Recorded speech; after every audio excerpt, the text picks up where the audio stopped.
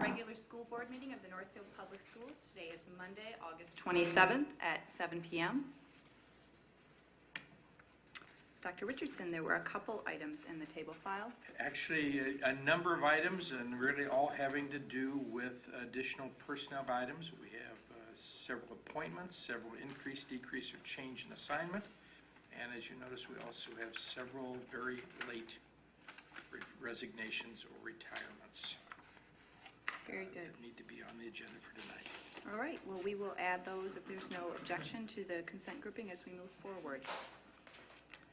Public comment. This is an opportunity for community members to address the board.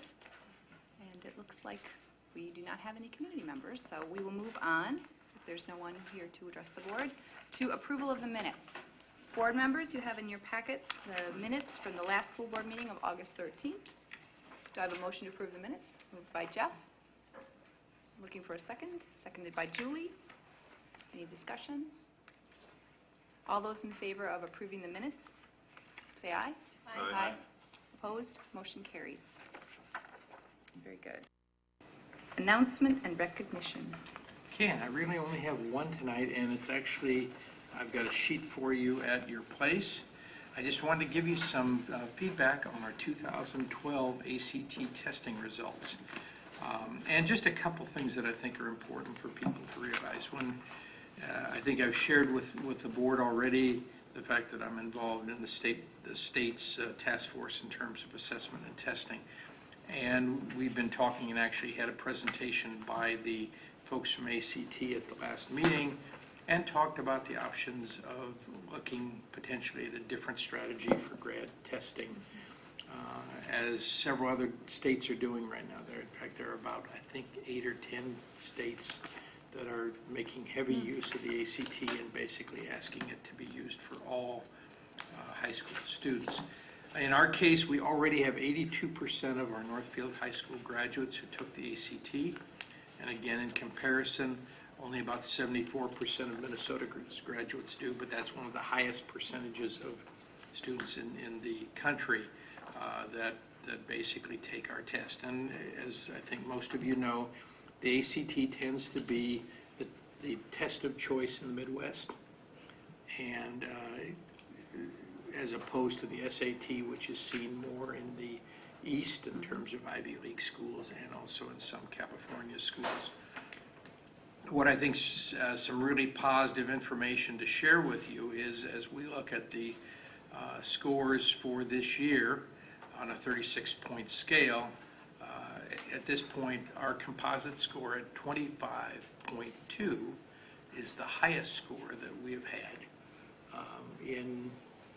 I think I only remember once in the last 8 years where we have had a score at that level. So obviously a 25.2 score there, and also everything else in the 24 to 25 range for English, math, reading, and science is extremely impressive, especially when you compare that with Minnesota, where the scores are in most cases 2 to 3 points below Northfield scores. And obviously, as you look at the nation's scores are 2 to 3 points below Minnesota. And again, Minnesota ranks the highest in the country in terms of a state where the majority of students take the ACT. We have the highest performance of any state in the nation. So I think we can continue to truly say, we're a district that leads the state, that leads the nation in terms of high school performance. The other data that I think would be important for you to look at tonight, oftentimes we discuss the issues about being ready for college level work. And again, one of the things that we've worked hard with as a district, and that we've been also reviewing in the testing task force, is the discussion about what should the grad test test. Right now, the grad test is trying to test standards, which is fine. However, it doesn't necessarily match up with what colleges are looking for, because they're looking for a test that will very likely demonstrate readiness to be successful with college level work. So when you take a look at the percent of students exceeding the benchmark Basically, ACT has looked at what's the minimum score that's needed in English, math, reading, and science in order to predict that students will have at least a 50% chance of getting a B in a first-year college course in those areas, and a 75% chance of receiving at least a C in those introductory first-year college classes. So it's a very powerful predictor, and it is because it's one that's been around for a long time. They've really polished the ACT questions, so they really are a strong predictor. And what you'll see is that in terms of our students' performance on the ACT, basically 90% of the students who take the ACT in Northfield are ready for college English composition. 84% are ready for college algebra, 80% ready for college social studies, 60% ready for college biology, and about 59% of our students are ready in all 4 areas. And as you look at the comparisons between the number of students that we have that are ready to be successful, again, we have in many cases almost a 20% difference between the percentage of kids in our district that are ready compared to the state of Minnesota, which again leads the nation. And then if you take a look at that in comparison to the nation, we more than double the percentage of students in some cases that are prepared and are at or exceeding the benchmark score. So I think this is just really good data to see. It really reflects, I think, the work that's going on at the high school in terms of preparing kids for college and career readiness.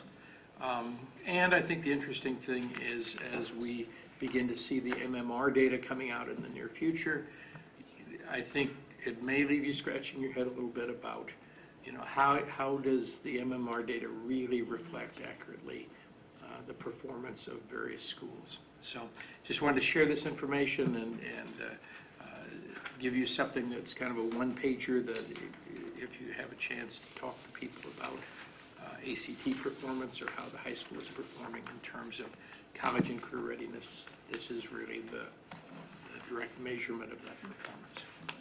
And that's the only announcement that we have at this point. Thank you. Board members, other announcements or recognition? I have one. I was at the boys and girls had their home soccer game on Saturday, and in between the boys and the girls game, their picture started getting dark and the lights needed to go on, and Tom Groutman needed to turn the lights on and had some difficulty. And he ended up getting a hold of Tracy Clausen at a wedding, and she took the call, and Doug Richter, and they got the lights on and everything went fine. And I just thought it was a really nice reminder. We have so many evenings and weekends where we have sports events and the community using the facilities and all these people behind the scenes that are just working their magic, and they probably take those calls all the time, but I was really impressed and I want to thank them. So Super. Great. Well, let's move on. We have 2 items for discussion reports. The first one, I believe Paul Bell is going to tell us more about that great crew working behind the scenes, the district grounds crew, and all the summer building projects. Good evening, and I don't know if everybody's met me, but my name is Paul Bell, and believe it or not, I'm already in my 6th month here as Director of Buildings and Grounds, so it's amazing how time flies. He had darker hair, though. Yeah, exactly. So yeah, it's funny because somebody actually at church yesterday gave me a newspaper article from '96 of a trip that I was on with Rotary, and I had dark, full hair, and it's hard to believe that was, how much we changed in those years. But anyways, today I want to talk about some of our summer projects that we've been working on. It's been busy, and again, we've kept everybody hopping, but we've gotten a lot done. I want to talk, some of the things I'm going to talk about that we've worked on: our high school gym, the loading dock, the storeroom, pavement repairs, high school shower room, started working on carpeting, asbestos tile, and recommissioning.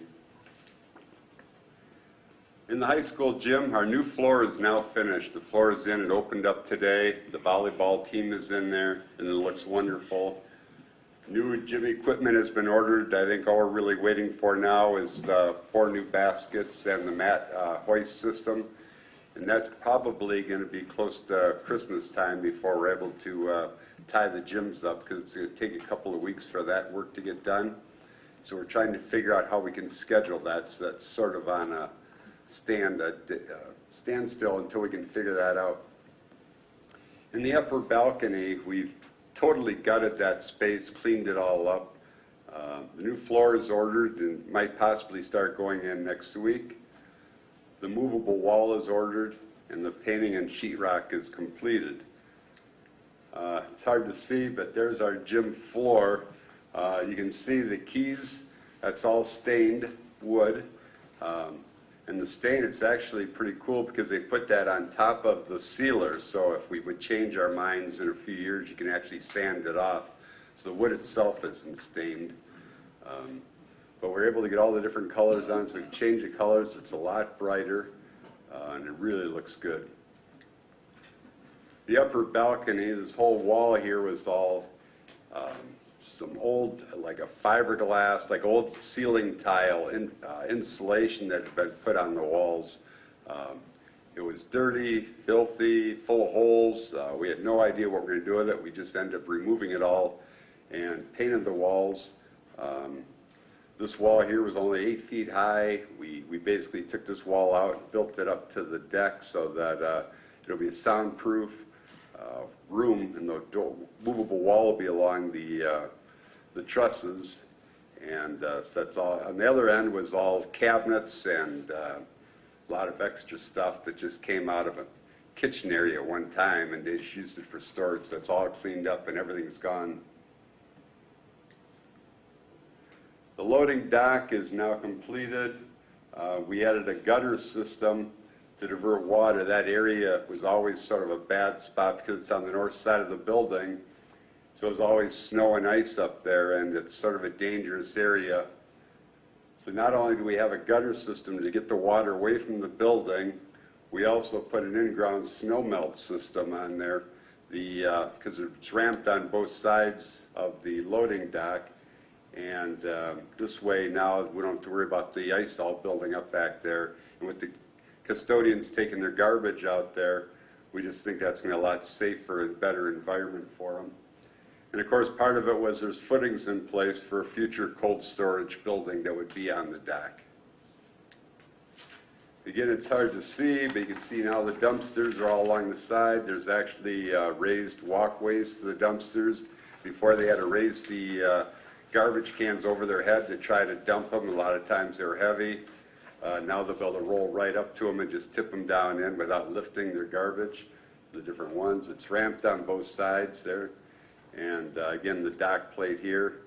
Eventually there'd be a building up here. And this is the new kitchen door. I'll show you in a second there. So when the groceries and that come in, garage door would come up. They'd be almost right inside, be able to put either the groceries into the food service or else the custodial supplies or school supplies and go right in.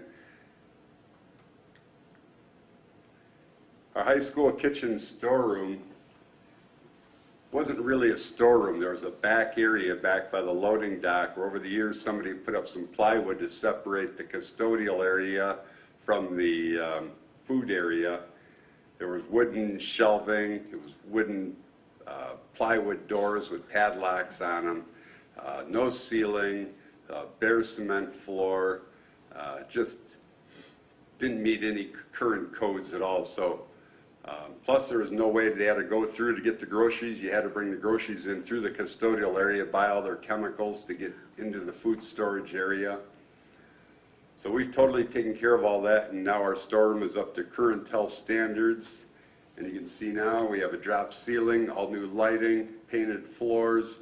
The walls are all either they're painted, epoxy painted block, or else they're fiberglass panels, so it's all totally washable. And we also brought it up to the fire marshal. Wasn't happy about a lot of things. We fixed up all the things he wanted. He came and signed off and said he just was wonderful. He's really pleased with how it came out. Pavement repairs are underway. If any of you might have seen, we've been seal coating at high school, the middle school, Bridgewater, and Longfellow. That should all be swept and cleaned up by the end of the week, and then they'll start restriping all the lots again. Hopefully, they're supposed to try to have it done for the start of school. We'll see how that goes. A lot of striping like a green veil in some of the playground areas. Tracy and his crew have been going around and trying to freshen up a lot of the fire lanes and different areas, things that need cleaning up. So that's really looks good, and there's been a lot of compliments. High school shower rooms is sort of a neglected area, so we picked one to start cleaning up. I guess theory was nobody was really taking showers, and so what's the point of really maintaining them? I'm sort of the other way. I think we give our athletes, or in Phi Ed, to give them an opportunity with decent showers, and then if they don't take a shower, at least we've given them something decent. So I sort of took that on, at least to do experiment with one to see how it go. Sibley had carpet that is all just coming up 6 classrooms. In the one area, all of them had been done, this whole wing had been done, but 6 classrooms, we cleaned that all up and got that all recarpeted and did a little of their entryway. So here's what the old shower room looked like. As you can see, handles are missing, the kids have broken off most of the stuff. Just they're neglected.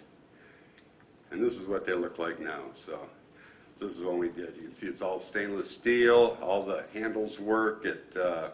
So it's all balanced now, so they get the nice flow of water. You can set the temperature so nobody gets hurt and they don't have to screw around. They just turn it on.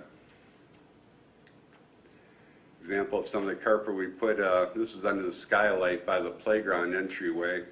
It just had a real drab, ugly brown kind of carpet in there, and so we tried to match the blue of the walls and then come up with something a little more elementary looking to make the area look a little more inviting. At the high school, we keep taking chunks every year, trying to get rid of some of the old asbestos tile. A lot of it is getting to the point where, from the chairs and that rubbing on over the years, they're starting to get busted up, and we're getting to the point it's time for it to go. So we've been working on it. So this year we took on 6 classrooms and offices here at the high school.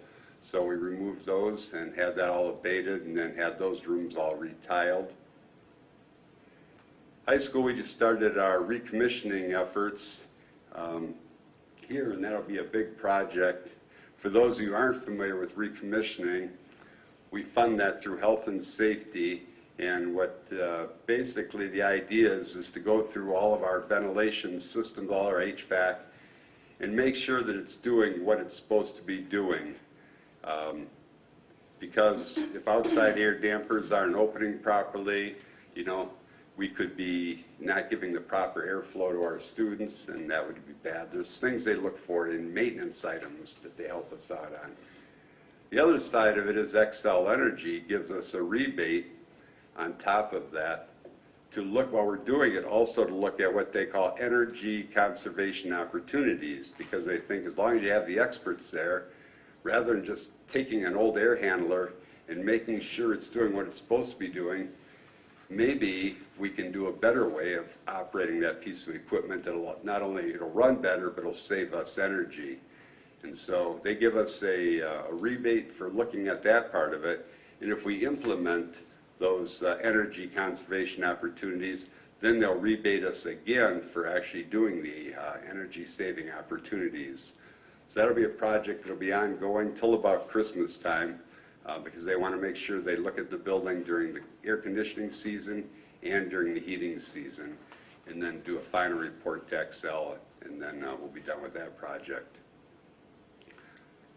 So that's basically our summer projects. I know Matt has been putting up security cameras and working on getting our security. We now have security cameras in all of our buildings, some coverage. One of our projects still to start is our security upgrades with keyless entry. We'll be starting to work on that, but that wasn't as time sensitive as these other projects for the summertime to make sure that we got the big projects done. And So I think this gave us a good start from my first year, so I hope you're all pleased with how things are coming, but I think it's... 6 months. Yeah, in 6 months, yeah.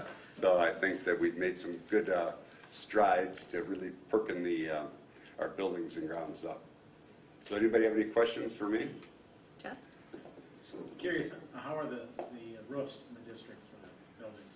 Roofs are in pretty good shape. I just did bids today, and we looked at some, it really isn't so much the roofs other than Greenvale and half of the high school, which we know in a couple of years have to be redone. A lot of it's just caulking, a lot of just minor repairs. So we'll be working on that, and a lot of it just like maybe $2,000 at a building, and we can do a lot of caulking, so it isn't major. Probably the only area that will a little more efforts are going to be put into is Bridgewater. There's a wall, privacy wall around the air conditioning units in the roof that had a lot of water infiltration over the years. There's been a new cap put on top of the wall, but the blocks, the bricks themselves, the blocks are really in tough shape, and so what we're going to do is actually laminate that with metal wall panels and to protect the integrity of that wall. And so that's really not a roof issue, but it's up on the roof, so I'm sort of calling it a roofing issue. But so this year it's really more just that kind of stuff, the caulking. So I think we're in pretty good shape, and then we'll get the leaking areas. All the head custodians gave Garland any areas they had noticed in the last year, any water coming in, so we tried to really nail down where it could possibly be coming in and have those on there for repairs. Does that help? Very good. I used to work with a roof consultant. That's kind of what comes up my head. And what is the use for the balcony? What is the intended use for the balcony? The intended use is going to really be a dance / aerobics type studio is what they're hoping that'll be used for. So we put in the softer rubber pads underneath the floor so we bouncy. So that'll be probably more of an after school like dance team, cheerleaders, that kind of activities go up there. During the day, I think they would like it to be like a special needs adaptive Phi-Ed space, and so that'll be perfect for that. And then also the batting cages will be up there. So during the baseball season, that'll be used for as batting practice area up there. So we have a double batting cage that goes in starting tomorrow. I was going to say, I think, Jeff, too, the frame of this was that, in the past, really that upper balcony, because it wasn't segregated from the lower gym, all the noise carried through. So if they were trying to do a separate class activity or they were trying to do a separate program during the day, it was extremely difficult to get it done.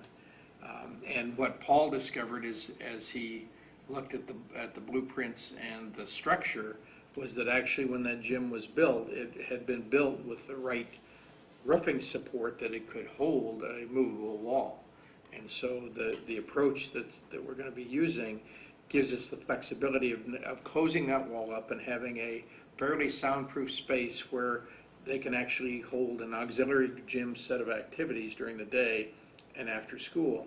But also, if we need overflow space for things like big sporting events or graduation, if we have to have it inside or whatever, that door can be folded back and basically open that space to the lower gym. So I think it really takes a space that had really limited usability and has really made it into a much more viable space for lots of different activities. And I think you noticed from Paul's description, a lot of focus this time is on the high school. And I think, as you've seen over the last several years, we've tended to focus on various buildings. We did the Sibley addition and all the work that was done to that. Over the last several years, we've done Greenvale Park and done some significant upgrades to carpeting and tile and actually some remodeling of band spaces and so on. And we just, as we looked at the buildings and kind of said, what's the next place we need to go, I think Paul and his staff and also the building principals said the focus really needs to be on the high school. And if you think about it, that gym floor was 47 years old, and everybody tells us the life span for gym floors from 25 to 40 years. So we got every year of use out of it that we should have gotten. But I think we're going to end up with now a better space down below and also a much, much better space up above. And that comes on top of the work that was already done in the bleachers to make the bleachers safer and more appropriate. And then a lot of the things we're looking at, I think, are things that are just ongoing upkeep. And I think we've talked to you guys over and over again about trying to be good stewards of the district's facilities. And so the work on roofs, the checking in and identifying those pieces, maintaining that quality 10-year plan, I think puts us in a position where we're always at least on top of or in front of most of the activities that are there. When we have to do the next two big roofing projects, that's going to take a chunk of dollars, but we're also at a point where some of the other short-term funding that we've used to fund the last set of roofing repairs is set to be completed, and at that point then hopefully we'll be ready then, if we need to do another round of bonding to be able to do those other pieces. What we don't want to do is ever let it get ahead of us, because there have been a number of districts across the state that have kind of just said, well, we'll just hold our breath and hope nothing happens. And that's not a wise way to handle the facilities for the system. So we're trying to stay ahead, and I think Paul and his crew are really doing a nice job with that. And they're also, I think, as Ellen, as you shared before, are also really good at handling the kind of the little things that really make a difference to people in the community, or really make a difference in terms of the cosmetic look of the building, and that the buildings present well. The shrubs are trimmed and grass is trimmed, and all the other things that need to be done are done. Other questions? Okay. I do want to thank, again, the crew. Here at the high school especially, I put them under a lot of duress, with all the things that I've asked them to do. Like I said, when Joel suddenly wanted all this insulation down off the walls, and I called in Jim Posh and Mark Harder and Doug Richter, the electrician, and so we need to come up with a plan, and within 20 minutes, Jim was up there starting to tear things off and said, just go at it. That's just the go. plan. And that was the plan. It just started going, and the contractors there said they haven't seen demolition crews work as fast as these guys did to get that out of the way. And we had a dumpster here within an hour, and to load everything up, and the grounds student workers came over, helped haul things out. And so what they thought was going to stall them turned out within like 4 hours they had this totally done and cleaned up and hauled out of there. So it's a tribute to the guys. They work hard together and they do a good job. It's made my job a lot easier. And of course, then the staff here too at the high school, whether it's Stephanie or Matt or Dr. Richardson, it's been easy for me because they've answered all my questions, and I've kept them busy asking everybody a lot of questions. But it helps because they are accessible, and it makes it easier for me. And I know Noel has stopped me. We've talked, and he's brought up things, past knowledge. So all that stuff just helps me do my job. So I appreciate it and the support that you guys have all given us. So thank you. Thank you, Paul. Thank you. All right. Next item is the state of the district, and Dr. Richardson's going to share with us the celebrations and challenges. And board members, you should have in your packets. Okay, what I want to share tonight is something that has, I guess, become somewhat of a tradition in the district over the last several years, of sharing a little bit in terms of the celebrations and challenges, basically the state of our school district for the 2011-12 year, and looking forward to those challenges for 2012-13. I've tried to put this, and I think have driven most of the cabinet nuts in the process of saying we got to get this and keep this at 2 pages, front and back for celebrations, front and back for challenges. But I also want to have it as something that you can use as you talk to people in the community, and they ask you, well, what are the kinds of things that are going on in the school district? What things do we need to be aware of in terms of things that have gotten done, but also what kinds of things are we looking toward and that have the potential to be challenges as we move forward. So first of all, I'd like to share a little bit of information about the celebrations. And I want to start with some celebrations for the Board of Education. I think every one of us as members of the staff and administration of this district wants to thank you for the support that you've given in terms of sharing and supporting student and staff accomplishments, in terms of your support for the professional learning communities in our district, and for school improvement planning. You've sat through a number of hours of presentations of school improvement plans and of PLCs from various buildings, and of listening to information about the various accomplishments that have gone on. That's extremely important. Oftentimes boards get into that mode where it's buildings, buses, and budgets. And it's good to see that as a board in Northfield, you also focus on the things that are important for kids in terms of programs and planning and being professional. As a board, you've also continued to work on school board policies. The good thing is we haven't had the heavy lifting we had to do several years ago when we went through the entire board policy manual, but we have made some modifications in policies as we come along in terms of the bullying policy and some other pieces as they made modifications or as we saw needs to change. As a board, you've determined not to modify the district strategic plan. And again, it is getting more veteran. As Paul and I would say, it's getting whiter in terms of hair anyway. At some point, you may want to come back and think about the district strategic plan and determine whether you want to revisit that process. Again, if we do it, we would probably look at trying to do a very focused 1 or 2 day process where we really sit down, we re-examine and review our mission and vision statements, we look at our beliefs and make sure that those still are reflective of what the community believes are important, and then we look at where we need to go in terms of core strategies. We always want to keep that plan, however, at the 30,000-foot view.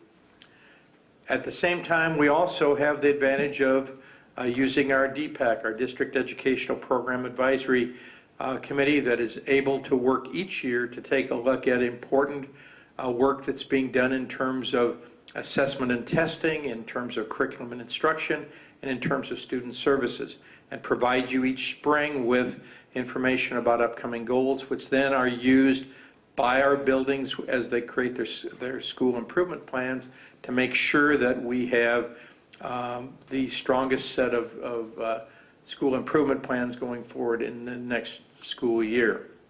Also, this year, we've been very involved in terms of expanding our charter school evaluation process for both Art Tech and Prairie Creek. And again, this was required by the state of Minnesota, tied to the new authorizer requirements. Requires a lot more effort on the part of the school district to make sure that we have everything in place that we need to do in terms of evaluation, and also more on-site time, taking a look at the charter schools' performance, their goals, objectives, and the actual operation of their buildings. And we also were in a position where we needed to do a review and a 5-year reauthorization of Art Tech, which we completed this last spring. In terms of curriculum and instruction, some very positive things. Some are continuations. We've continued to grow our 9th grade academy and 10th grade seminar. You've continued to hear each year about the impact that that's had on students that might have been struggling coming out of 8th grade in terms of helping them to make sure that they get their credits, that they successfully complete their 9th grade year and have the credits they need to move on, and that students that are still struggling at the end of 9th grade have another opportunity with the 10th grade seminar to continue to build those skills. We also have looked at really beginning to implement, at least on a pilot basis, systematic intervention strategies at the middle school, starting especially with the 7th grade in terms of taking a look at approaches with their study hall system to really make sure that instead of a study hall in middle school, which sometimes can be less than productive, we have a study type session where students are actually assigned to different teachers based on the needs that they have, and has made a significant difference and a positive one for the kids, and something that I think the staff are very supportive of. And we're continuing to expand that program at the middle school. We've really expanded our cognitive coaching program. If you remember, in the first year of the cognitive coaching program, we basically trained all of our cabinet members and principals at the time. And this last year then, we did an additional training where we trained additional teaching staff from each of our buildings and additional folks that could help support that cognitive coaching. So now we have multiple cognitive coaches in each building, including the building principal and assistant principals. And our belief is that it really has had a positive effect in terms of individual interactions as we work with folks, work them through trying to think about how to best solve a problem and deal with an issue, and something that we hope to be able to expand as we move into a much more intensive principal and teacher evaluation system going forward. We continue to work and really refine and polish the elementary specialist schedule process. So we've really now been able to make sure that at least for 4 out of the 5 days, we have all of our teachers in each grade level able to be together for common planning time, common time for teaching, so that gives us the ability to do the flexible grouping, common instruction, to be able to be prepared to do the interventions that we'll be doing with the RTI process and with response to intervention, and also in terms of collaboration. And finally, we've looked at cluster group training to support differentiated instruction this last year, and really brought again all of our 3rd through 5th grade teachers and worked them through that process with a lead teacher in each building to help support that, so that we have the opportunity to help meet the needs of kids who need options for enrichment or differentiated instruction to be successful. Also in curriculum instruction, we've continued some things that have become hallmarks in our district. Bridges to K, the 6th grade web program, the 9th grade link crew, all of which continue to get extremely positive support by parents and by teachers and by administrators, because they do provide that bridge to each new level.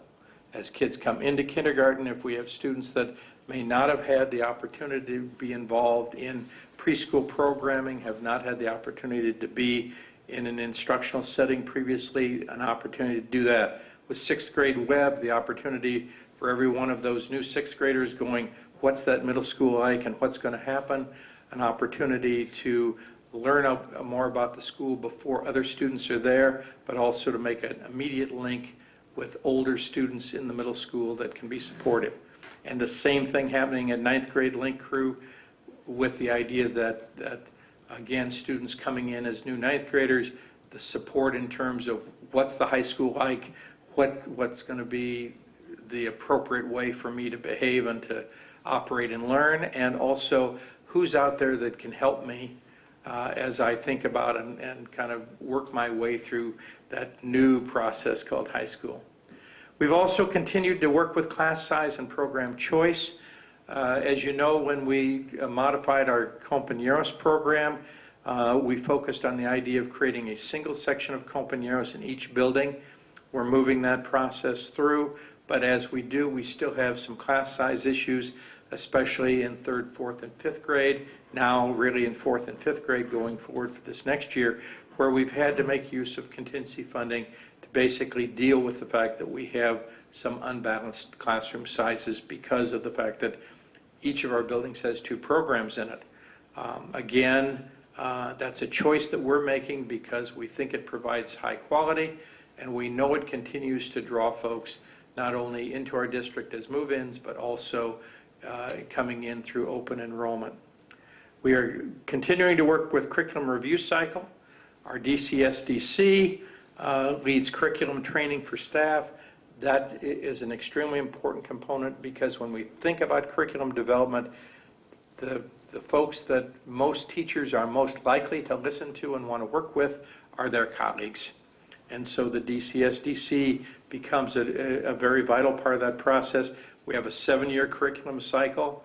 And again, those of you that have been around in the district for a long time know, remember that there was a time when curriculum development in this district meant I signed up to modify my curriculum in the summer. I went and fixed my curriculum for my grade level in my classroom.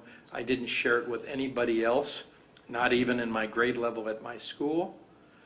And we've gone from that to a system now where that curriculum review cycle basically drives a K-12 curriculum that is, and we'll use the appropriate education needs here, vertically and horizontally articulated in terms of being able to really match the state standards for each grade level and really thinking about how do the things that occur in first grade and second grade help to be the building blocks that kids need for third and fourth and fifth and so on.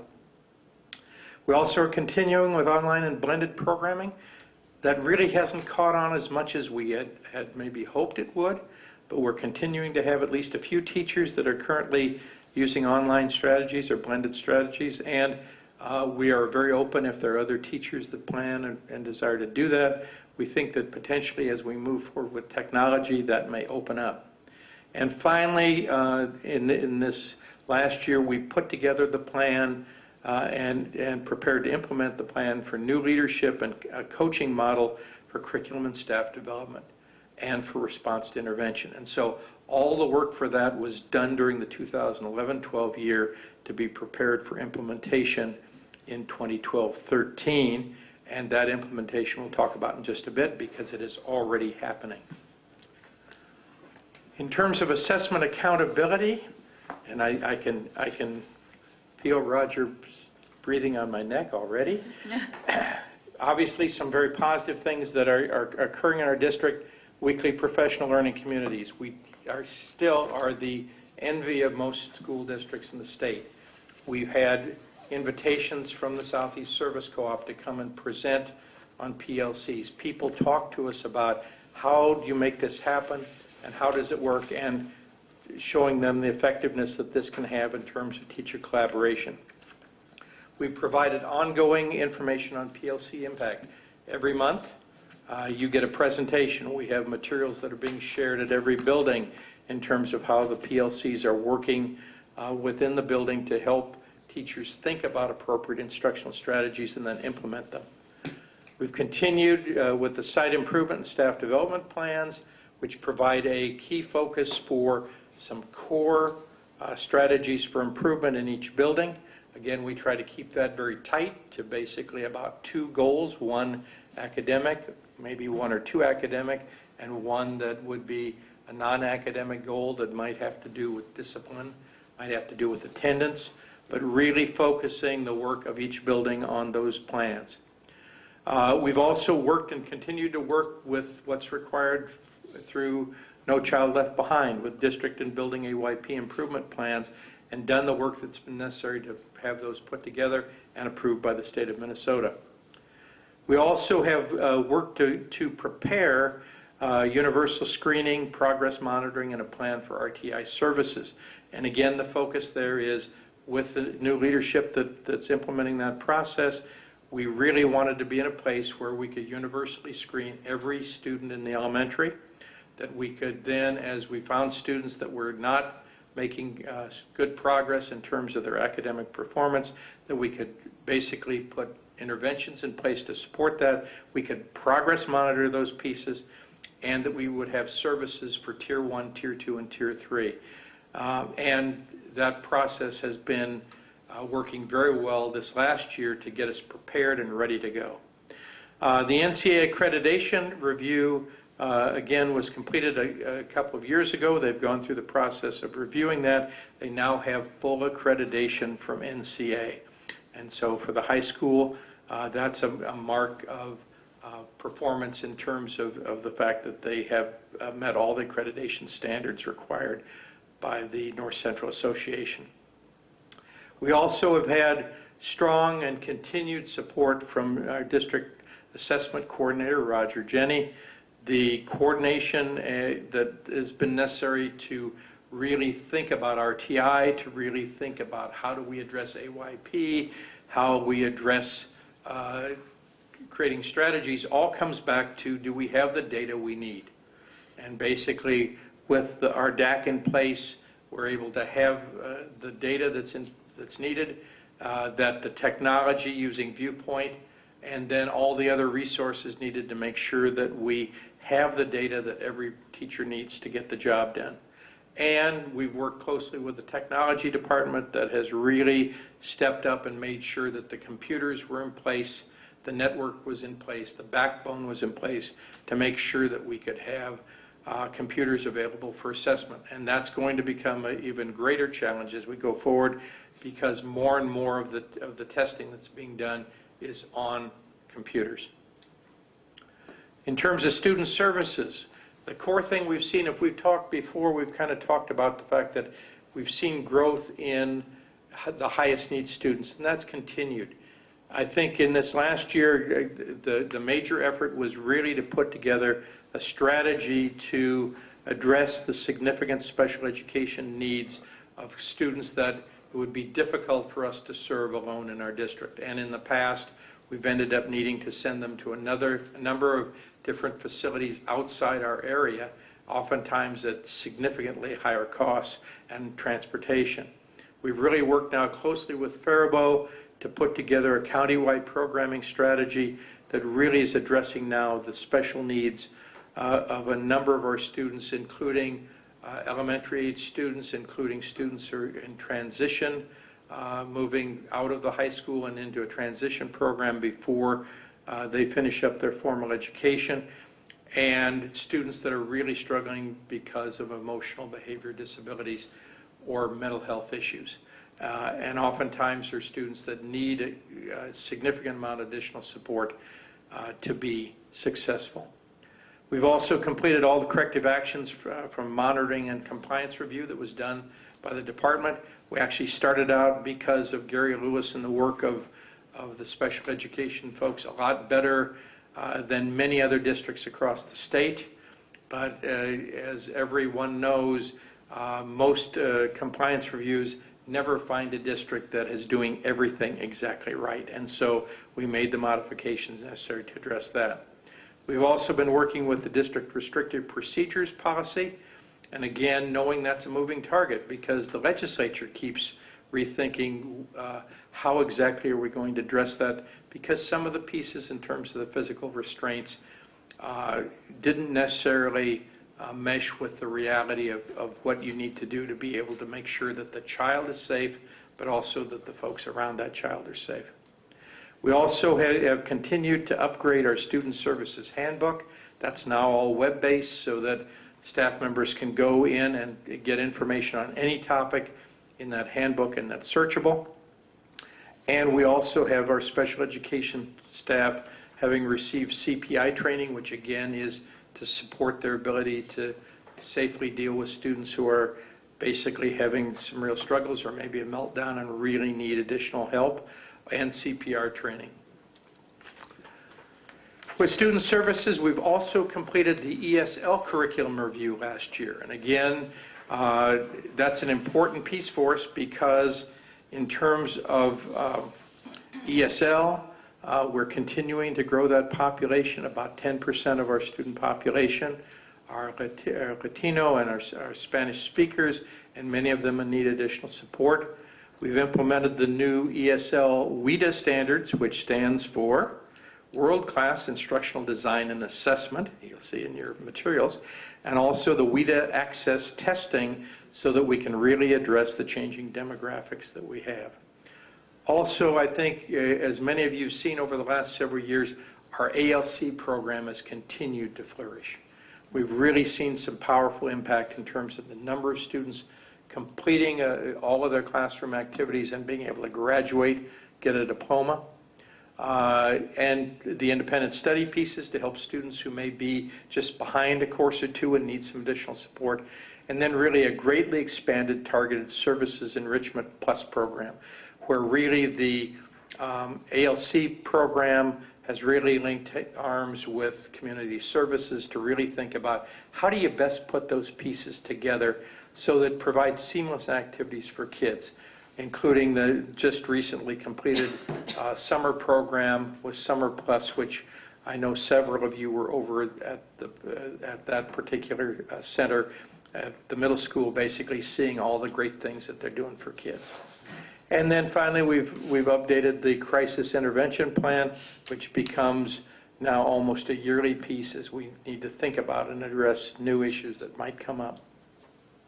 In terms of community services, I think we've really seen the power of the district-wide communications plan, the impact of basically all the work that was done in terms of thinking about how do we identify ourselves as a school district, how do we make sure that there's some clear understanding of the things that are important for us, and then how do those are those reflected in terms of web presence, in terms of materials that we're sending out, and so on. Also, community services took on last year, the SES tutoring services, which was required by the Department of Education and NCLB in order to meet the needs of students who wanted and requested services under No Child Left Behind. And they stepped up and basically put together a program, identified appropriate materials, identified staff, and provided that program. Again, so that we didn't have students have to leave our district to be able to get those resources.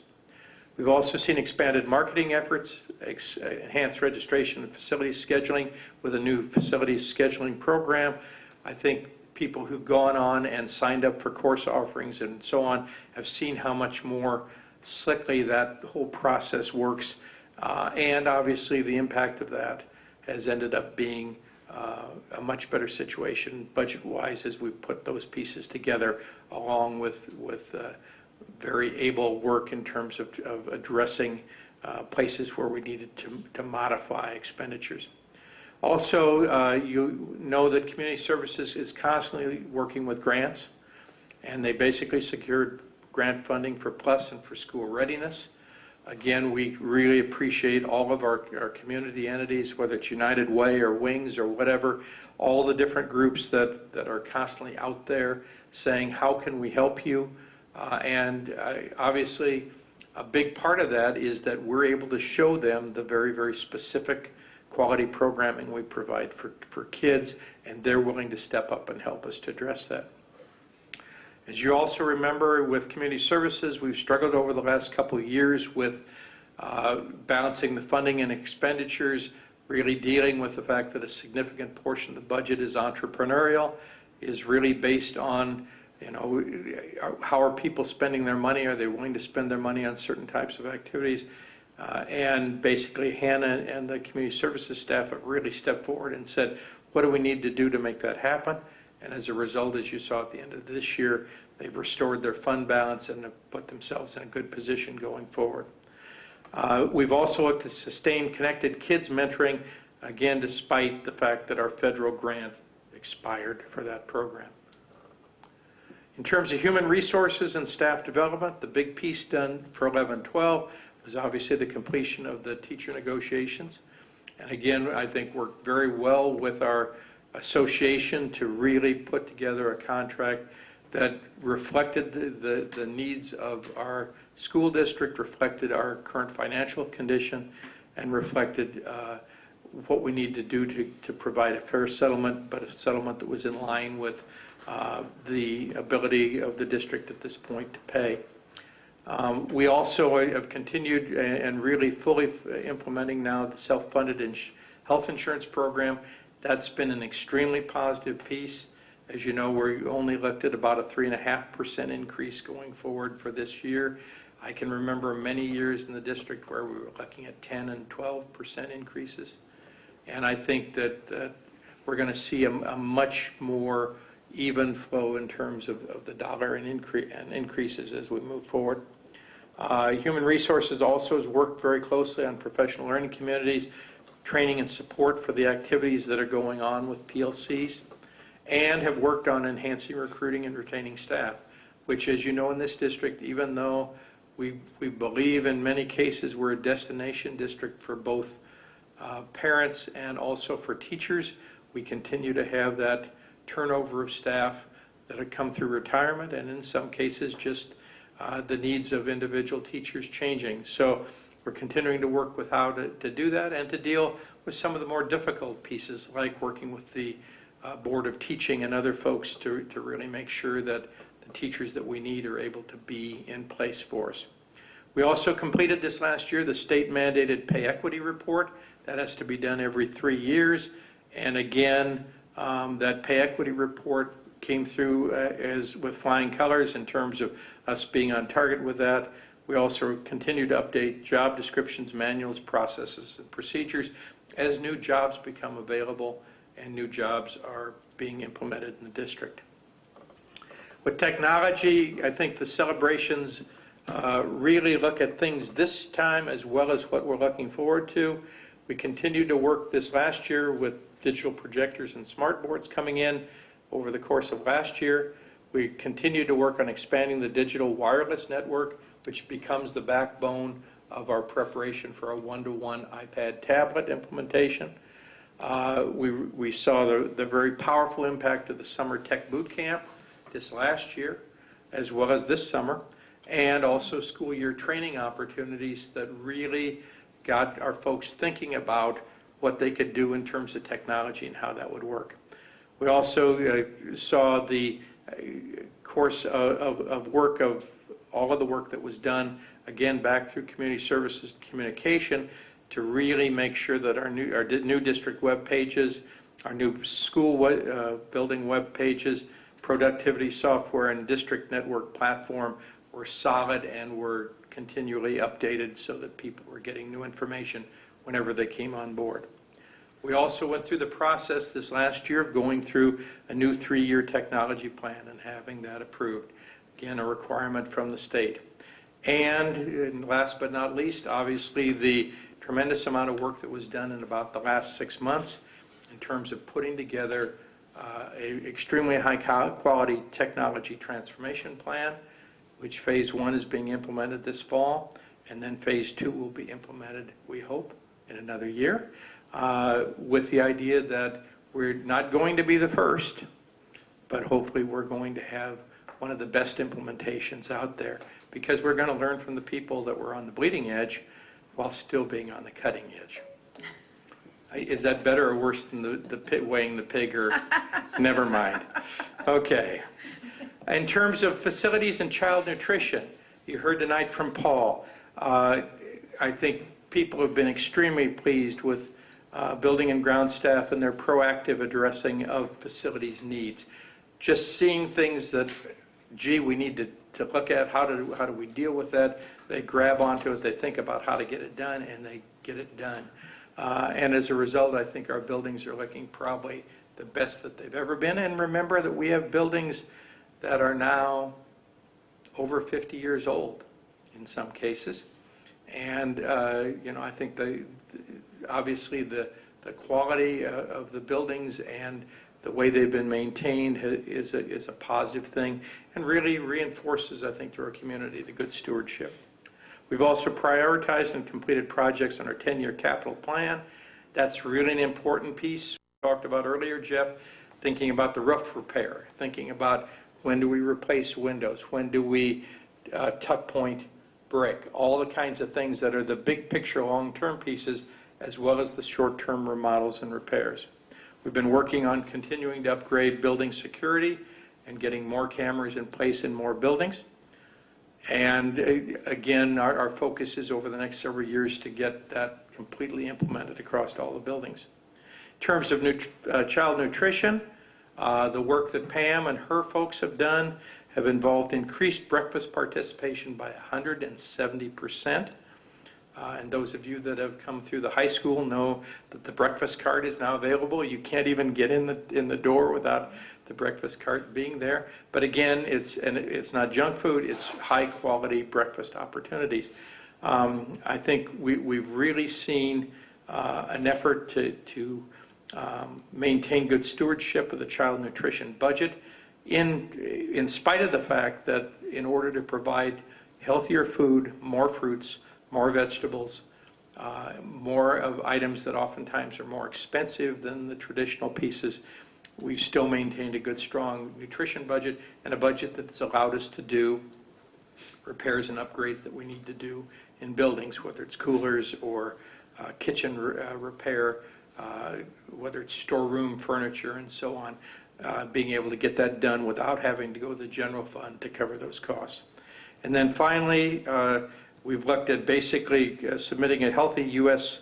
School Challenge, that's HUSSC, and that's for the 3 elementary buildings, and that was given to the U.S. Department of Education, and we're going to be sharing some really great news about that in the near future.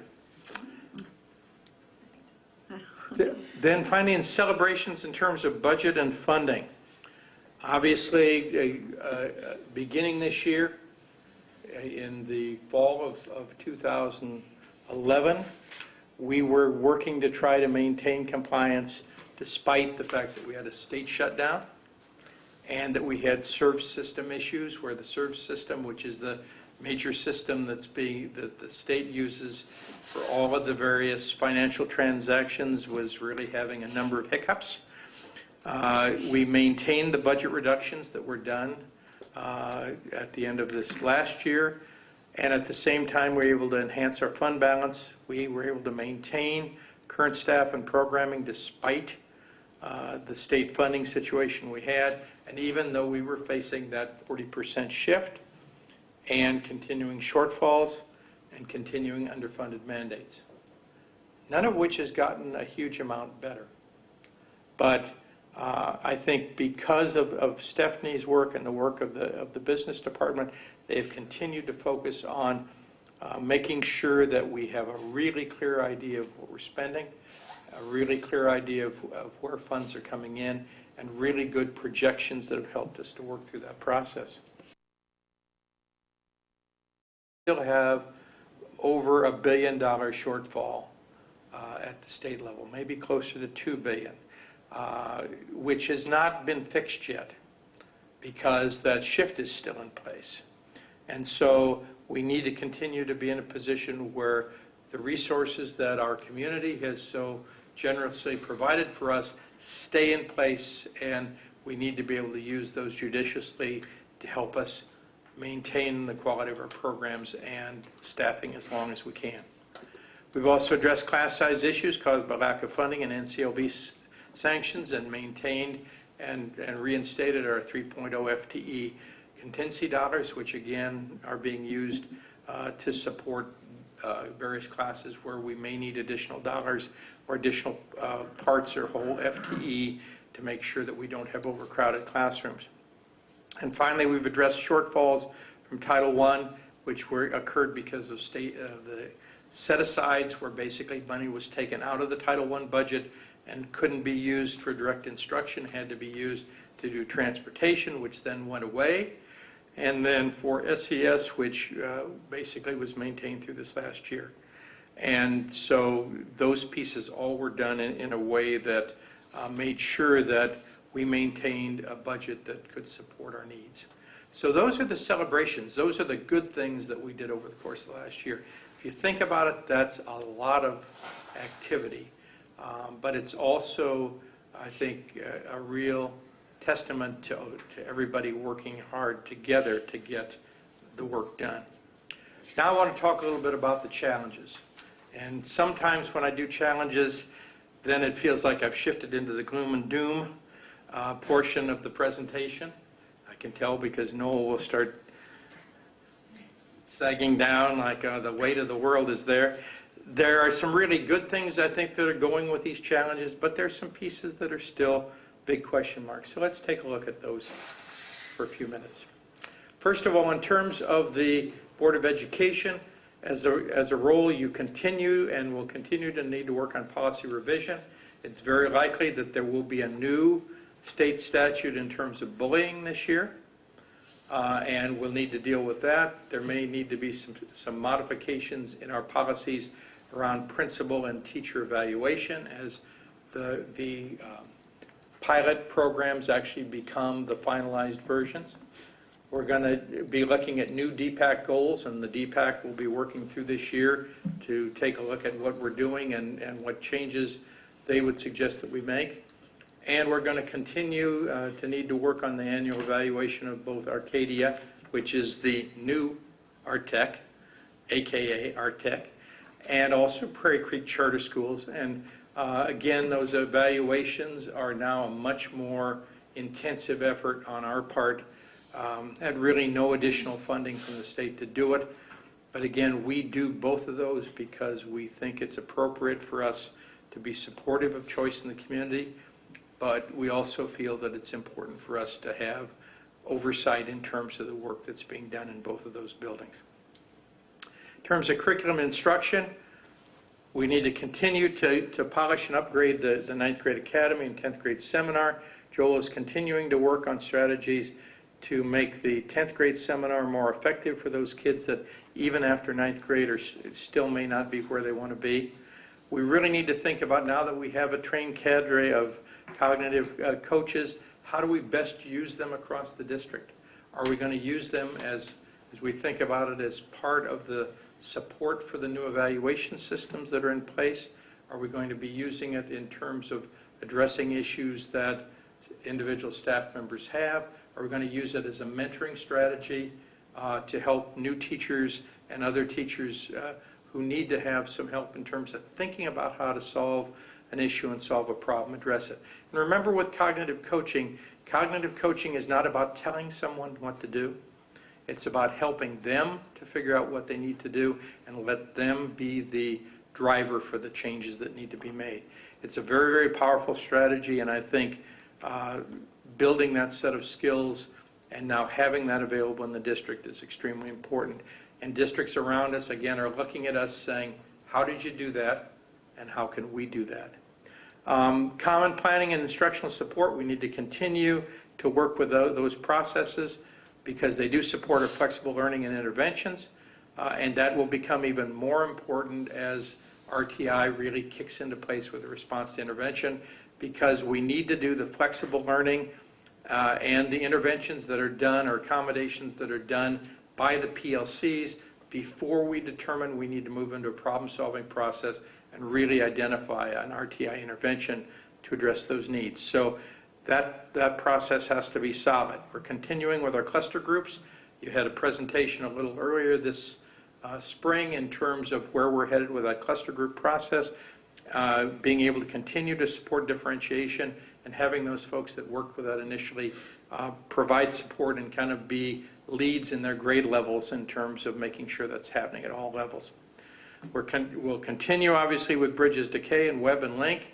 Again, that's an ongoing issue about how do we fund some of those, because especially with Bridges to K, in order to make that work, there have to be resources coming from our community to help make that happen, because there are not resources that support preschool programming that come to K-12 schools. And Web and Link, obviously, for the kinds of things they're doing, they need to make sure that they have the support they need to make that happen. In terms of curriculum and instruction, basically we're continuing to move through that process with Compañeros and the ESL kindergarten program. The ESL kindergarten program has continued to be a really strong program for us in terms of supporting the needs of kids who are coming to us with little or no English skills and really need the support of having that dual language opportunity in terms of the kindergarten. And we're going to continue to modify our Compañeros, now moving up into 3rd grade. Again, we got training for folks this summer, new resources for our 3rd grade teachers, and we'll move that process again through the next 2 years through 4th and 5th. We continue to work with class size and program choice issues, and again, hopefully, as this Compañeros program works through, we'll be able to reduce the amount of funding that's necessary to address class size and program choice issues, because we'll have a much more balanced set of numbers. But that continues to be an issue, especially for upper elementary. There's always a next curriculum cycle. The issue that we face with the state is they're continually modifying and upgrading the standards. When they do, we need to come back and take a look at that curriculum area. We need to look at how do we apply those standards and determine where those standards are going to be embedded in the curriculum. We need to be working with that process, and again, using our DCSDC and the curriculum committees that are formed to really make sure that we have a quality curriculum that maintains that K-12 articulation. We'll continue online and blended learning. I anticipate that's going to grow as we begin to see a lot more technology use, especially if we move to pieces where potentially we're moving to flipped classrooms or other strategies that may be now even more appropriate as the resources and the technology are available not only for teachers but for kids. Again, we're now at the point where we're implementing that new leadership model for curriculum and staff development.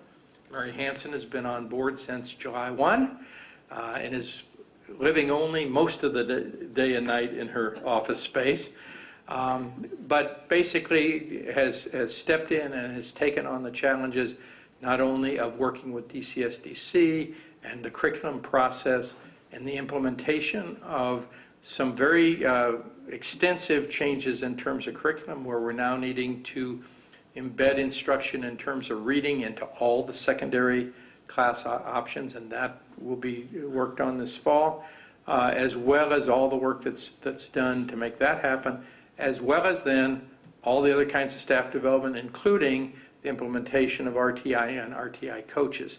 Our 6 coaches are in place. They've gotten training this summer. They're working directly with Gary and Mary. Basically, we had our first training today with the Sibley staff and basically trained them in terms of the problem-solving model on RTI. Mary reports that they were all still smiling at the end of the morning, which is all good. But obviously, this is going to be a significant change in terms of how people operate. And we really believe that the model with Mary and the coaches in place to really backstop the work of our teachers and the work that they do with students will really make sure that we make the PLCs do what they need to do, but also then when the PLC accommodations are not enough, that we really have a solid process in place to go to the next level of intervention and think through and work through what has to happen. Also, another big piece that's happening as part of this is really now seeing the full implementation of universal screening across every grade level and every classroom in the elementary. And that's a very important piece in the process, because it does give us the data we need to know which kids need additional support and how do we help that happen. In terms of assessment accountability, again with our professional learning communities, we continue to focus on analyzing data, identifying students, implementing instructional strategies. That won't change, but it will be enhanced by the work that's being done by RTI and RTI coaches. We'll see continued information to you and to the community about PLCs in the classroom. We have everybody, I think, now signed up for their PLC presentations. When I gave them the opportunity, they said, can we start at the end of the year and work back? And they did. So you may not see a presentation right away, but you will see a presentation again every month that will recognize and showcase one of our PLCs and the work that they're doing. We're still looking at continuous improvement staff development model that's in place, and it is going to actually become much more important as we move into the principal and teacher evaluation process, because that school improvement plan and the goals that are developed there will become a basis for part of the evaluation of building principals and of teachers. We also see district and building responses to new accountability requirements that are now tied to the AYP waiver. And again, we will have in the next few days the data in terms of the new MMR and the determination as to whether any of our buildings will need to be in any kind of priority status. We don't believe that that necessarily will be the case at this point, which is a good thing. But we also need to take a hard look, because the MMR really does a much finer job of identifying what parts of performance may need to be improved. Is it proficiency? Is it growth? Is it how the students that you have that may be in typically lower performing groups, how that compares with how the state is doing with those same lower performing groups? And so we need to work through that process. That will become an important element that we have to work on this year. We also will be implementing expanded universal screening, as we talked about, with DIBELS, D-I-B-E-L-S. ELS, yes, that's right. Also, we'll be doing progress monitoring, problem solving, and scientifically based Tier 1, Tier 2, and Tier 3 interventions. Again, everything that we talked to you about. I'm sure if any of you would like to sit in on one of those in the next couple of days, we actually do have the next couple of days, we have Greenvale Park and Bridgewater. Each will have training sessions one of the next 2 days. And I'm not sure, Mary, which is which. Greenville is tomorrow. Okay, so Greenvale Vale on Tuesday, Bridgewater on Wednesday, starting probably right away at 7:45. Correct. Okay, so an opportunity if any of you have a chance to, and want to sit in on one of those pieces. Again, Dr. Lewis is doing an amazing job of putting together the overall presentation, and we're also then making sure that we're totally prepped for using our RTI coaches in that process. We will also then work this year on developing a plan for RTI implementation at the secondary level. Remember this last year, we planned and prepared to implement RTI at the elementary. This year, we will plan and prepare for the secondary level implementation, which will look somewhat different because of the needs of kids and exactly how the process works. We also know that we're never going to see, I don't believe in our lifetime, any decrease in test demands for coordination and the technology needed for assessment. At this point, we are going to go at least one more year where we'll be doing paper and pencil reading tests because we're really struggling with how the technology presents the test and feeling that the potential is that kids are actually being hampered by the technology itself and the ability to really see the screen and work through and identify the appropriate answers. We will be fully implementing the math online in terms of a web-based test, and we'll be using at least 1 or 2 practice tests that students will be able to take anywhere between October and February to help make sure that they're ready to go and are being prepared effectively for the April and May testing season. In terms of student services, as I said last year, we went through the process of actually thinking about what those programs needed to look like. Now we're actually going to be implementing this fall the programs in cooperation with Faribault. The programs we're going to be implementing will include the SUN program, the STEP program, and the Level 4 EBD program, all of which will be located at the Cannon River Center.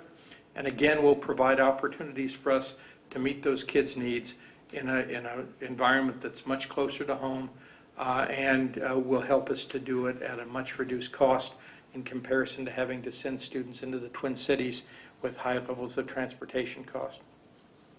We're also working this year on corrective actions that were required from the Title I and ESL monitoring, because remember, just as soon as we got done with the special education monitoring, then the next group that showed up at our door were the ESL title monitors, and so we've gone through that process and we'll be working with those corrective actions. We'll be, again, working with restricted procedures and waiting to see what the state's going to do, because they gave us another reprieve in terms of the full implementation of the restricted procedure process, but that's going to come back again and need to be addressed.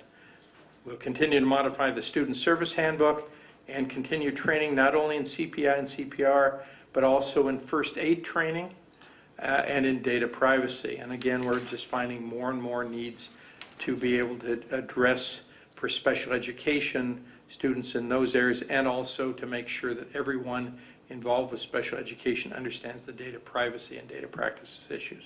In terms of student services, we also will continue to maintain our ESL support. We'll do the things we've done before, SIOP and clustering and co-teaching, but also implementing those new WIDA standards and WIDA access assessment. In terms of ALC programming, I'm not sure there's other things we can do, but what we know is that that program, we believe, is going to continue to grow because we're getting a very good reputation and students can come to our program from other districts. That brings resources to us. And a number of other districts have made a conscious choice to not do an ALC. And the problem is when you don't do an ALC, then you don't get the benefit of being able to do the targeted services and enrichment program. So we really see it as a great benefit.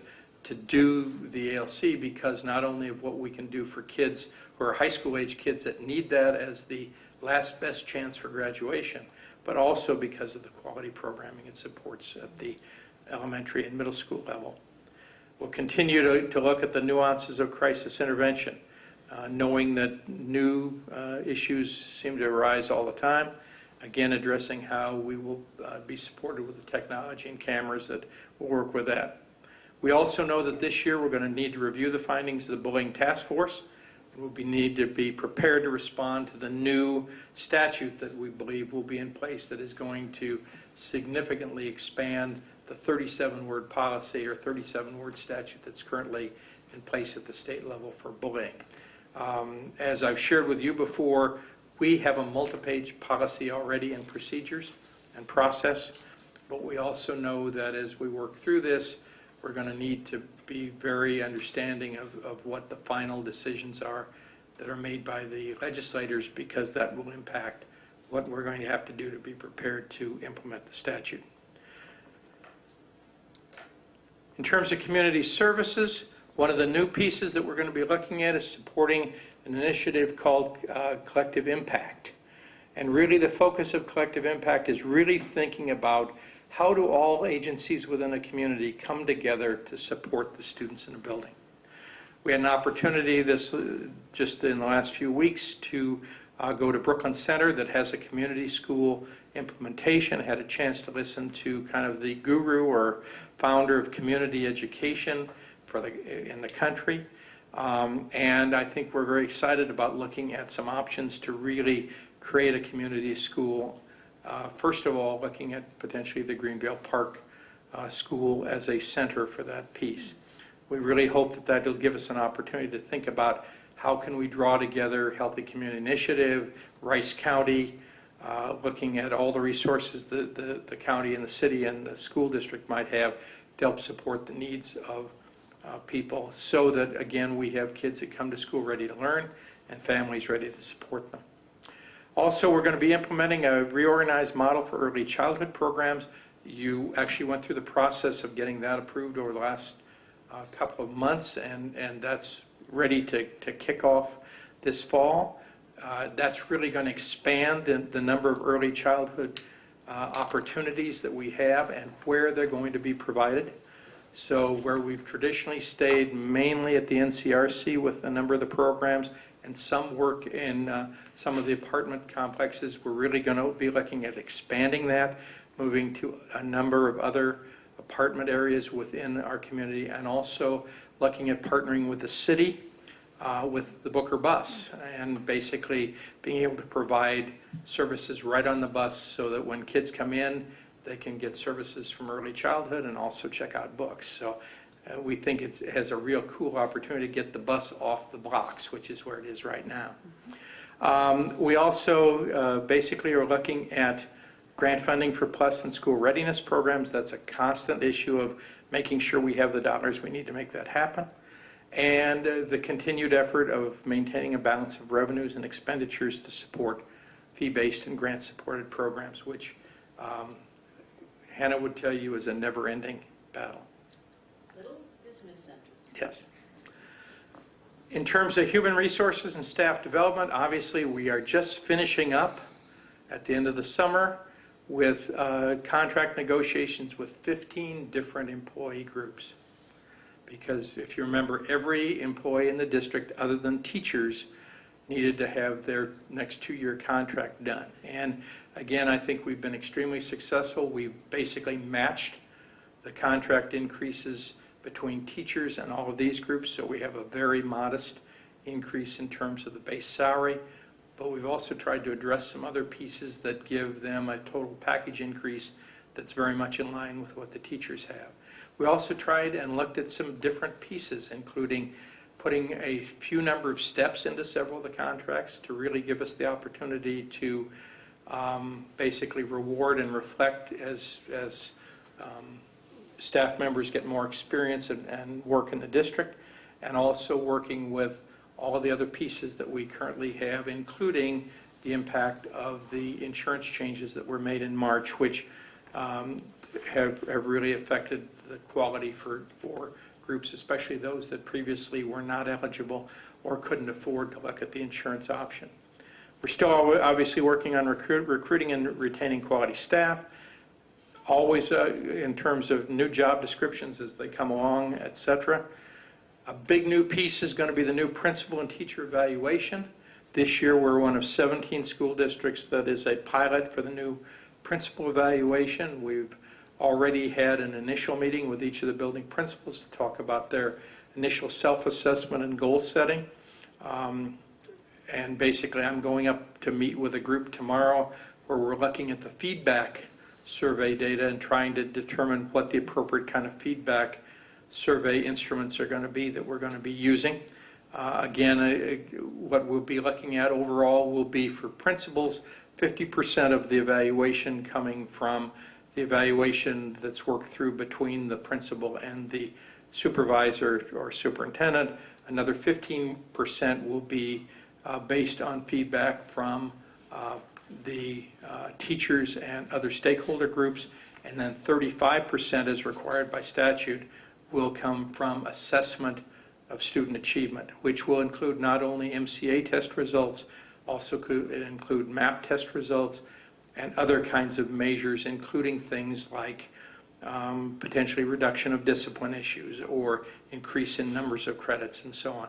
And we're really working to carefully to make that happen, because at various grade levels there needs to be a different balance of how those pieces fit together, given the number of staff that are directly responsible for MCA testing versus the other testing options.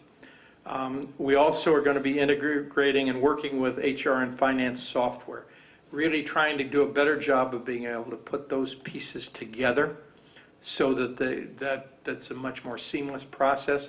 Right now, I think our folks make it seamless, but it's only through a lot of hard work, and it's all behind the scenes, and it's all transparent, and I don't think in most cases the staff member sees any of what happens behind the scenes to make sure that all the things need to mesh about what's the appropriate salary, what's the appropriate benefits, what's the appropriate takeouts in terms of that piece.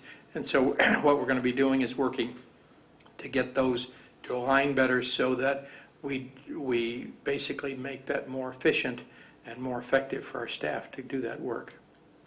In terms of technology, basically any final completion on the district wireless network is being done, and actually was done a lot of that over the summer to finish us up.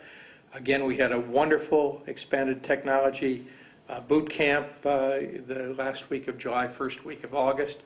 We had over 220 teachers come in just that first week to receive their iPads and get initial training, which included not only an iPad 1 training, but iPad 2 training and a variety of other options for them to take a look at.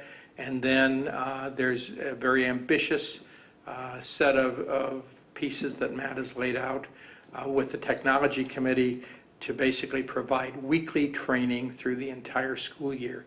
And the idea being that at the end of this school year, we want every teacher to be highly comfortable, competent, and ready to use that technology to work with their students. And I think they will be. But obviously that's a chunk of work. And again, taking us from some people that were already extremely competent and capable already to some people that said, what? And everything in between in terms of that process. We're going to continue to polish and work on district web pages and web-based productivity apps and software. We now are at, I believe, Matt, it's over 600,000 apps that are out there and available. Again, a big part of the work that's going to get done this year is going to be looking at, through the various task forces that have been put together by the technology committee, thinking about what are the right apps for each grade level, what are the right apps for each subject, how are we going to involve digital textbooks, and where are those going to fit in, and at what levels. All the kinds of things that need to be in place before we begin and even think about putting an iPad in the hand of any of our students. All that work is going to get done really over about the next 6 months, because we're going to be coming back to you probably by about January of this year, ready to talk about phase 2 of technology transformation. So a lot of work involved there, but I think we've got a great start on getting that to happen. We're now implementing the new 3-year technology plan. We're implementing the phase 1, which is the iPad for teachers, and we'll be preparing to develop and approve the phase 2 technology transformation for students yet this winter. In terms of facilities and child nutrition, again, we will continue to work on capital projects, and that's a never-ending battle. There's always 3 or 4 times as many capital projects out there as we have dollars to work with. So it's always a continual reprioritizing of what's out there that needs to be done, what things are the most important to do, what things will have the greatest impact either on energy savings or on long-term stability of a building. And that process will continue to operate under the 10-year plan.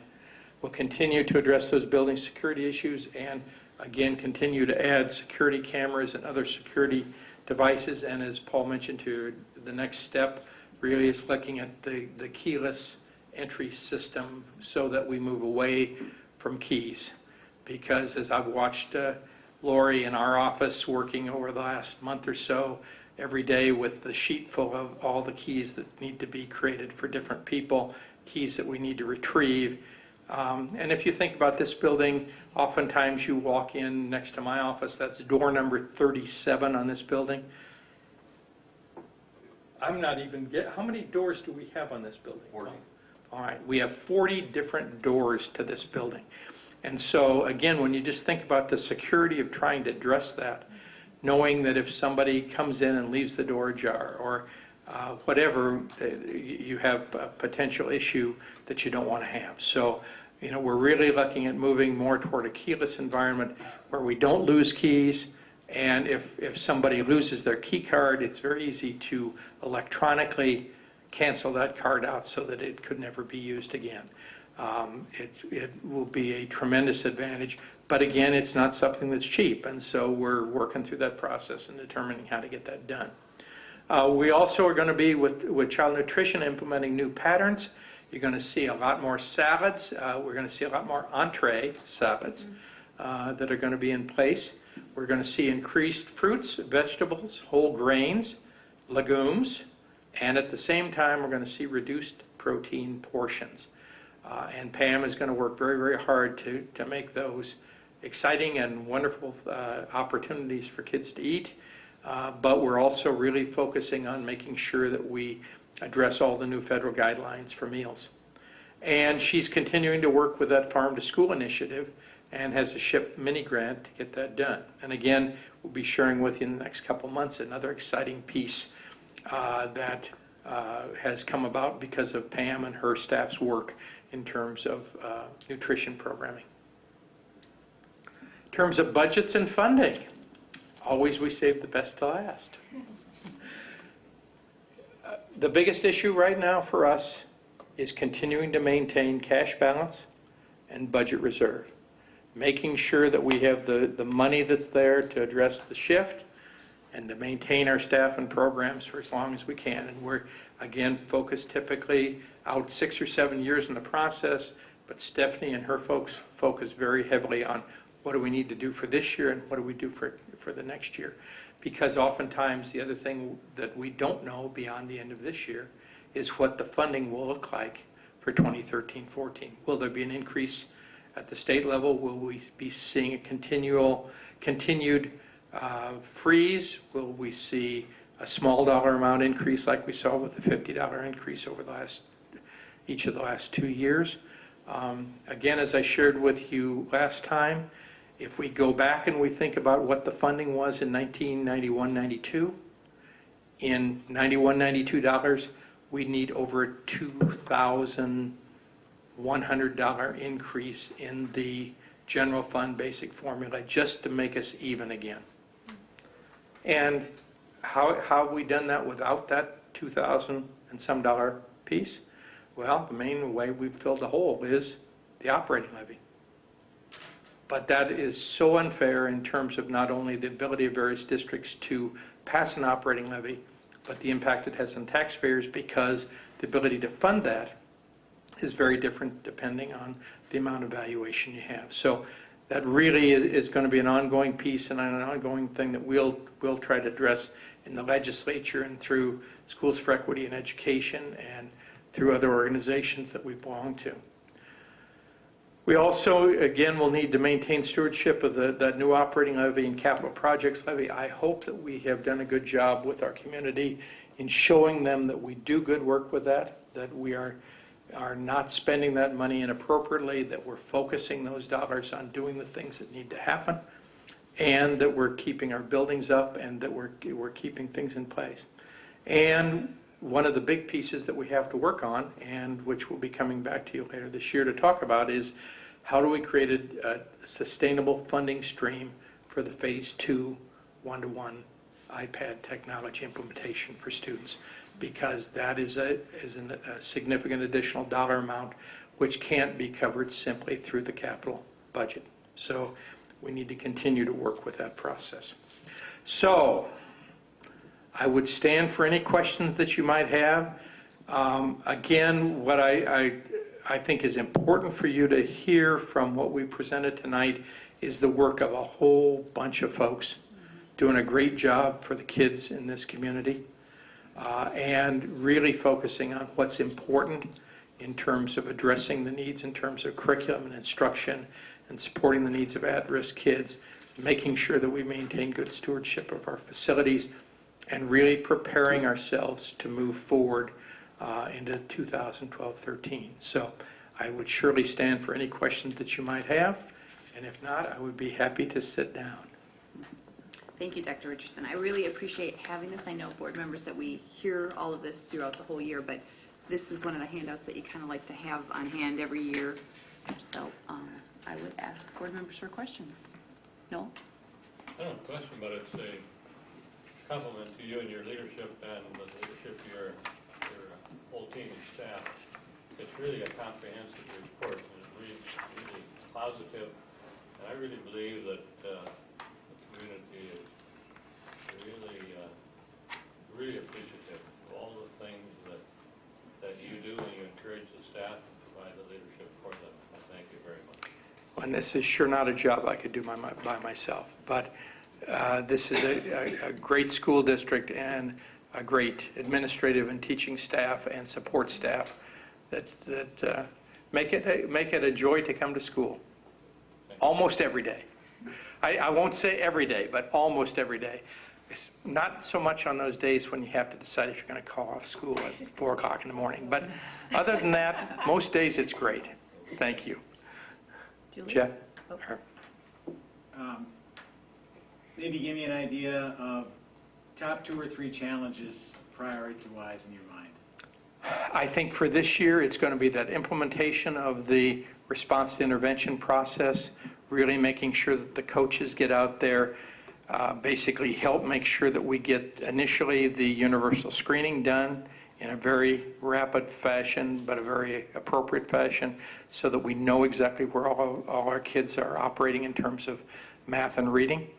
And then also then working with them so that as we need to do interventions, that they really follow the problem-solving process and create interventions and strategies for small groups of students that will be really effective in bringing them back up. That's one area. I think a second big area really is going to be the whole piece that has kind of landed on our plate from the legislature, and that's the implementation of the new principal and teacher evaluation system. And while I think the principal evaluation system maybe is more doable because it's a smaller group of people, it still is going to be a tremendous amount of additional work, not only for the people that are supporting and being evaluators, but also for those people that are being evaluated as building principals.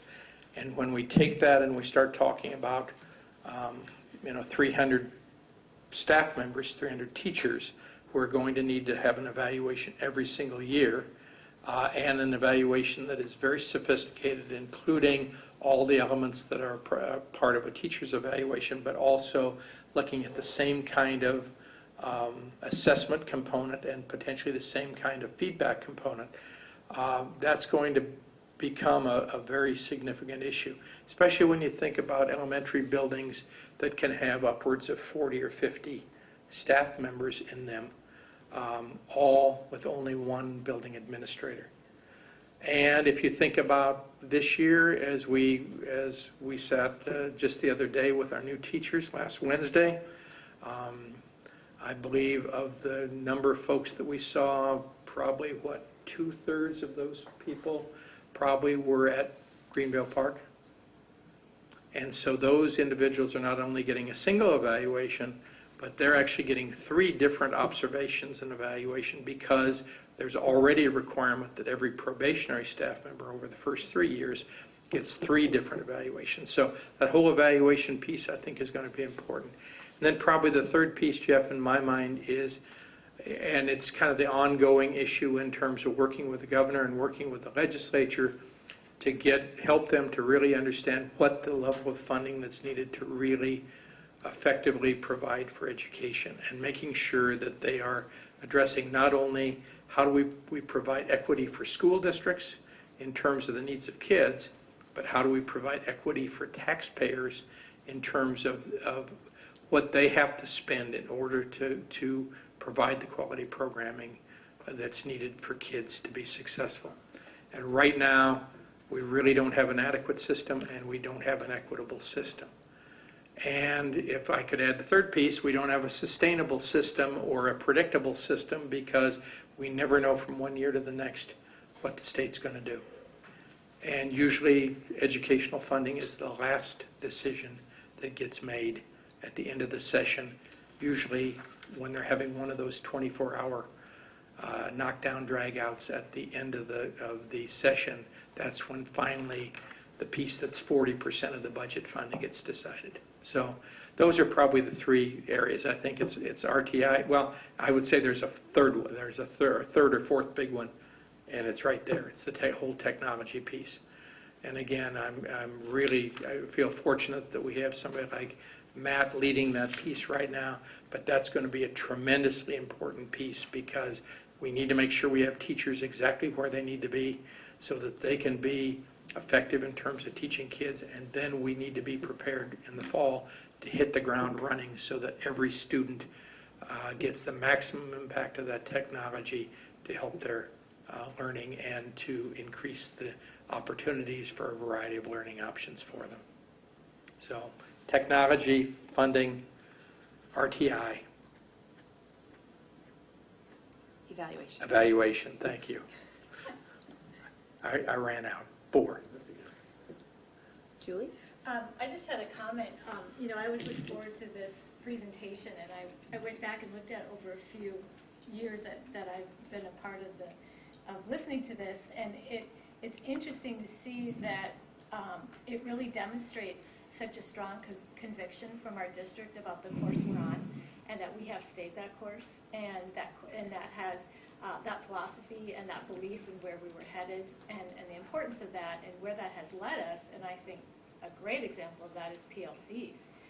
It was 9-10 when we implemented it, and now we're already at RTI, which is amazing, and technology as well. If we hadn't been on that course and had our buildings where they're at right now, I mean, iPads 2 years ago, it would take us, we would be 2 years away from building a system that would accommodate it. So it's great for us to hear this, but then also to take the perspective of where we've been with it, and how we have stayed the course and stayed strong to the convictions, and that's a compliment to administrators and to yourself for your belief in where we're headed, and what a great course it's been for our district. It's really putting the building blocks together and making sure that we have the pieces that need to be there in order to make the next step. And I think we've pretty much demonstrated across a variety of areas that we always plan and think things through. We may not take as long as some groups do to get a decision made, but we also don't rush through decisions, so we typically don't have to back up and try to do something differently down the road. Do you have more? Yes, no, thank you. Okay. I have a couple. One is looking forward, as Julie mentioned, this is always so useful because I like to see the things that are challenges moving into the celebrations plate. One of the items I was wondering about looking forward is we're on our 3rd year, I think, for the cohort of the ESL kindergartners. So we've got 2nd graders now that came through. So it'll be really interesting, and I guess it's more of a request than a question. It would be interesting to find out because this is really a great year, and 2nd graders, and we'll know much more, I would think, at the end of this year as to, kind of the fruits of the labor on that program. Sure. And I think that's something that we should be able now to come back and take a look at the data that shows how those students have continued to improve. And also part of it, I think, is going to be taking a hard look at the impact of what happens to the student depending on whether they choose a compañeros route or a contemporary route coming out of that kindergarten. Because we are seeing some differences in terms of the success that we've seen in 1st grade, depending on which route or which choice they've made. So, yeah, we'll have more data, I think, on that, and I know Danita will be happy to footnote or give me a note so that we make sure that that gets addressed as we get into the end of this year. And then my second question is really easy. It's a question. That's good. Well, and it might be a math question, so you might be completely off the hook. Okay. I've got a couple of community members just saying, so how many iPads were there, Oh, yeah. 300. 300. And we Okay. leveraged about 25 that had been purchased last year, mostly through special education. Uh-huh. So there were special education teachers who had those iPads last year, but we leased 300 beginning July 1. Great. And we've actually added a few more that buildings have purchased on their own. Okay. And they're all the same except for the color of the cover. There are brick red ones and black ones and blue ones and teal green ones, or turquoise ones, as someone who really visits Chico's a lot would tell us. That those are actually turquoise, aren't they? But I think, there's an example, too, of the fact that even in looking at the covers, there was a lot of thinking done in terms of what was the right piece. It's not really fancy, but it's magnetic.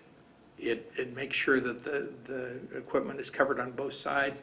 The lid sticks down by itself because it sticks right to it. When you open the lid, it automatically turns the iPad on. So there's some real advantages even with that. And it just shows, again, I think, the level of thought that has gone into each step of the process. So I think we can look forward to continuing with that kind of high level of thought as the task forces come to us with some final recommendations. Great. Any other questions? Thank you very much. Okay, thank you. All right. Board members, we have one item for individual action that we're going to move on to, and it's the charter school name change. And you had in your packets the addendum, and I understand that this is really coming from the state, and it's just a matter of that the RTEC, formerly known as RTEC, is now going to be known as Arcadia. So we need to formally have a motion to approve the name change so that the state feels like we're providing the right oversight to the right school. Because for some reason I thought we might, just because the name was different. So. So we have a motion by Julie. Second. Oh, give it to John. Okay. Motion by Julie, second by John. Any discussion? All right. All those in favor of approving the motion to approve the addendum for the contract for Northfield Public Schools to Arcadia Charter School, say aye. Aye. Opposed? Motion carries. All right. On to the consent grouping, and as Dr. Richardson mentioned to you, there were a number of personnel items that we will add to that consent grouping. Is there anything that anyone would like to pull from the consent grouping? No? All right.